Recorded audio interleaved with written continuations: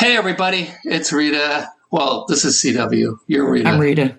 just in case you couldn't figure it out on your own. Yeah. We had a great colleague pass away earlier this week that many of you know. They're from Southern California, and a lot of you don't know, but Joe Benson, Uncle Joe Benson, who was an amazing guy, DJ, race entrepreneur, race. Enthusiast. Thank you, race enthusiast. But he used to drive race cars also. Yeah, So NASCAR, NHRA. He'd love that shit. He loved that shit. But you were. I worked with him. You were probably closer with him.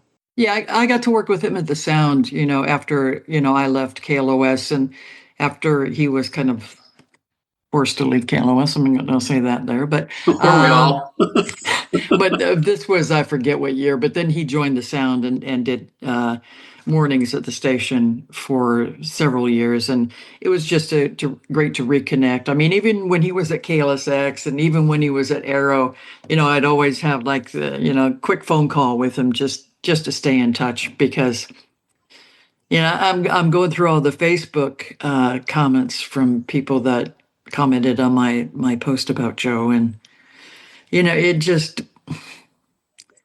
he really was like family with the listeners. I mean, they all talk about, the times that they met him or called him on the radio, and he really was like a member of the family, hence, Uncle Joe. Your own family, not necessarily the radio family, but the Right. listener, Oh, the yeah. huge listener family. Yeah, absolutely. And he did like a lot of national stuff too. He took over Off the Record and did that for like a decade or so. And then after the Sound, he actually did something on Townsend Media, which was syndicated to a couple of different shows that was produced by Mike Sherry that you know also. So, Yeah, yeah. He was um, the voice of, if you went probably the last 20 years, he was the voice on the Rock and Roller Coaster at Disney Studios in Florida. That's absolutely right. Yeah. In addendum to I think you're going to post the conversation that I had with Mark Thompson and Steve Downs and Fraser Smith, a couple of the people from the old time KLOS that worked with Joe there. Mark also had to work with him, didn't have to, but Mark worked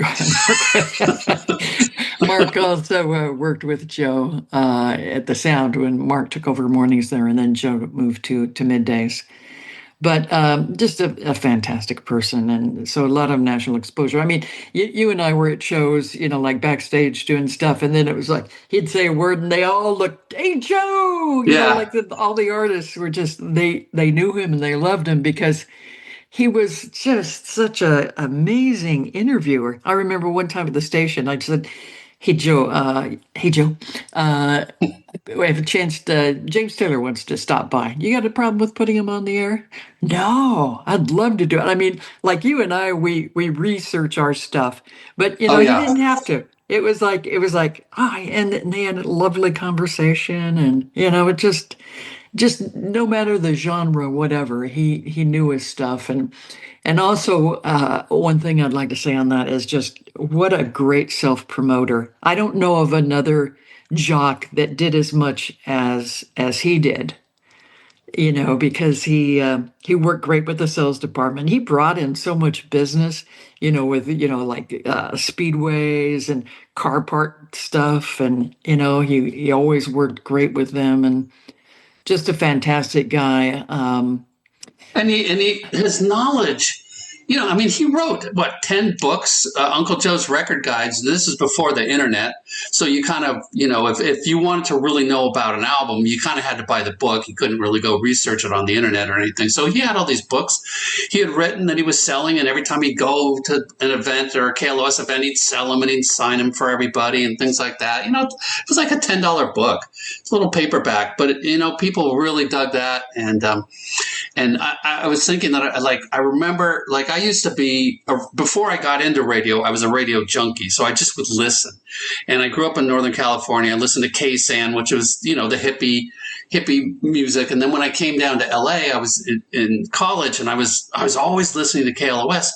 And I remember there was a contest, and every day, I think it was at noon, and Uncle Joe was filling in maybe for Bob Coburn. Anyway, you send in a postcard, and you pick like 3 songs you want to hear at the lunch hour or something. So he picked mine. And Wow, I didn't I know got that. this box of 4 KLOS Party Animal coffee mugs sent to me, and I remember like I'm gonna meet this guy one day. One day I'm gonna meet this guy. This is probably my freshman year, and then like 2 years later I'm like interning there, and I just remember like going and meeting Uncle Joe, and that voice, that deep voice that I'm like I don't know who else could get that deep, but that amazing DJ sounding voice with his knowledge. I mean, the guy was just, he's One of a incredible, and kind. he's going to be so missed in this world. And yeah, it's just one of those great memories Yeah. in life. It's so hard because, with life, there is always, for all of us, eventually death. And, it's going to happen to every one of us. And, as you Hey, start to wait a get, minute.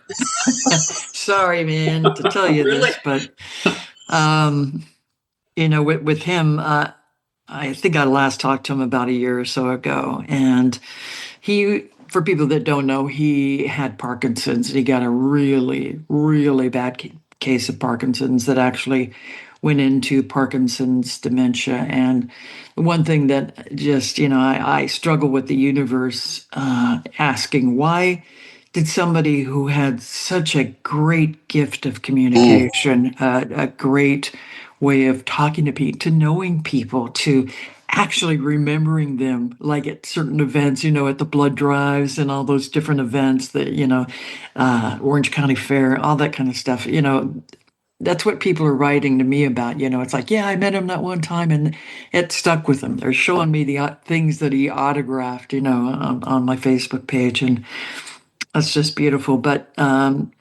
what had happened is that eventually he lost the ability to talk. mm. And, that I can't think of anything crueler. The irony and all that, right? Yeah, and that's why, I have to look at, his passing as a blessing, because nobody deserves that kind of torture and that kind of hell. And Mm.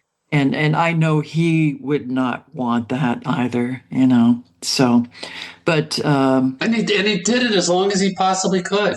yeah, You know, absolutely. he was doing what was the radio that Mikey was editing for him? Yeah, Townsend Radio. Yeah, Yeah, it was like I forget, through the UCR, Ultimate Classic Rock stations or something like that. So and that was just what ended that a couple years ago. that ended about, it was about a year and a half, maybe a year ago. Yeah, Mm. but But we have great memories of the guy, and especially working with them. And I know a lot of, like I said earlier, a lot of listeners have some awesome memories. And your Facebook page, just you've got a lot of listeners on there that have responded, and it's he'll be dearly missed. And I just wish him the best on wherever life or death takes you from this point.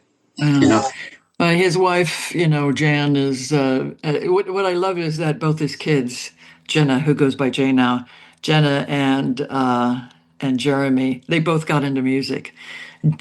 Jeremy's in this great band. He's a really great guitarist and singer, and they've got to just get something right together to get signed, because they're that good. mm, And Jenna is working with the San Francisco Philharmonic, I believe. wow, Yeah. So I mean, she's high up there. I don't know wow, if her instrument is oboe or what. I could be wrong on that, but professional musician, and it's like that. That's that's pretty big. Joe's legacy continuing on there. Yeah, And so, yeah. my best to all of them, and Jan, his wife, and just to all the people that loved him.